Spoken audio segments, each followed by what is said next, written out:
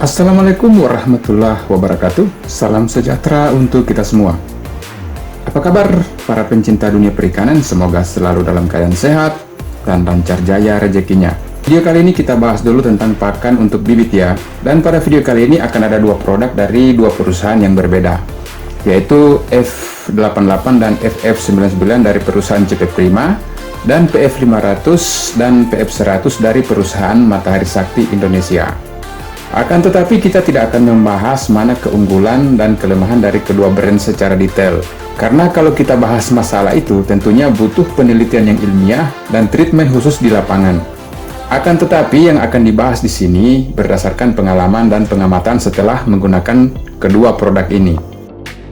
Kita mulai dari perusahaan CP Prima. Berhubung pakan ini sudah saya gunakan selama kurang lebih 7 tahun, maka saya berikan kehormatan bagi pakan F88 dan F99 untuk dibahas di bagian awal video ini. Sekedar informasi bahwa perusahaan ini juga memiliki varian pakan jenis tepung, khusus untuk larva, dengan merek PSP. Setelah itu varian berikutnya adalah F88 dan F99, yang akan kita bahas dalam video ini. Kalau diamati dari kemasannya, pakan F88 diproduksi oleh PT Sentral Pangan Pertiwi yang beralamat di Kerawang. Sedangkan F99 diproduksi oleh PT Sentral Proteina Prima Tbk beralamat di Sidoarjo. Tetapi sebenarnya, kedua pakan ini di bawah satu manajemen standar quality yang sama. Kita mulai dari F88. Pakan ini satu karungnya berisi 10 kg. Untuk butiran pakan, kalau tidak salah antara 0,5 sampai 0,7 mm. Dan kadar protein dalam pakan ini berada antara 36 sampai 38%, sedangkan tipe pakan ini jenisnya apung. Pakan ini dikhususkan untuk ikan ukuran antara 3 cm sampai 5 cm. Lanjut ke pakan F99. Pakan ini memiliki kadar protein 35%. Jenis apung dan butirannya lebih besar dari pakan F88.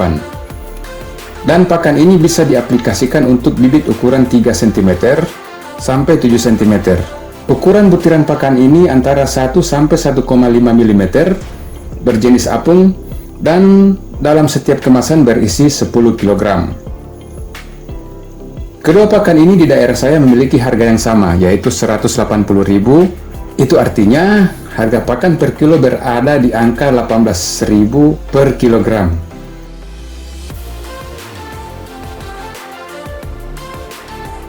Selanjutnya kita bahas produk Matahari Sakti.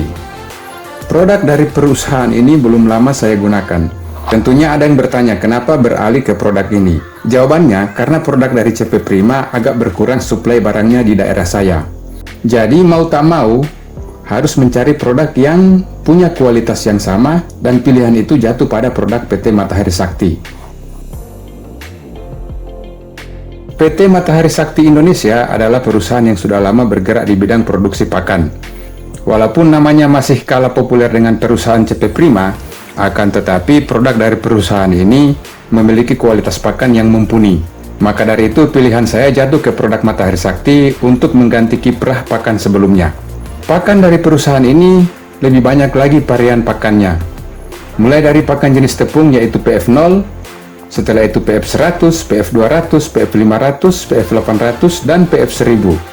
Bahkan ada pula varian rotifera atau pakan jenis biota hidup berupa zooplankton. Akan tetapi, kali ini kita akan bahas pakan PF500 dan PF1000, karena kedua pakan ini paling sering digunakan dalam proses pembibitan.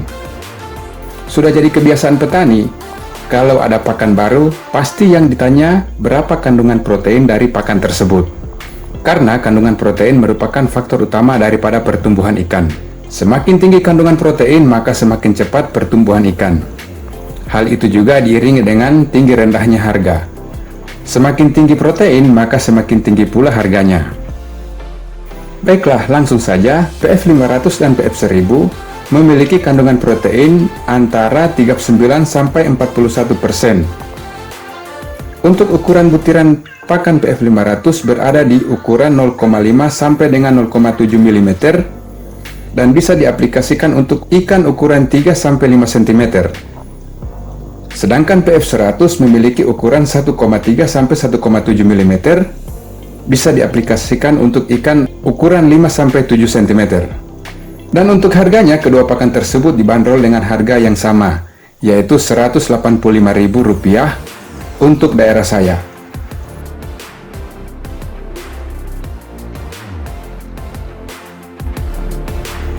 Sekian dulu video dari saya, semoga bermanfaat.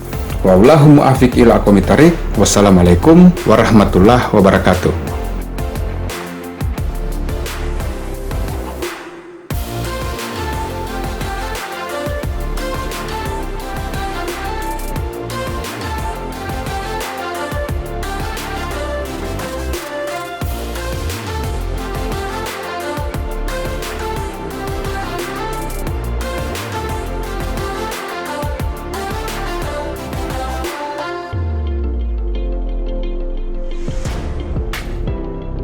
Jadi ini adalah minggu ketiga dan kita bisa lihat ini adalah kubangan-kubangan daripada induk jantan yang bertelur di sini.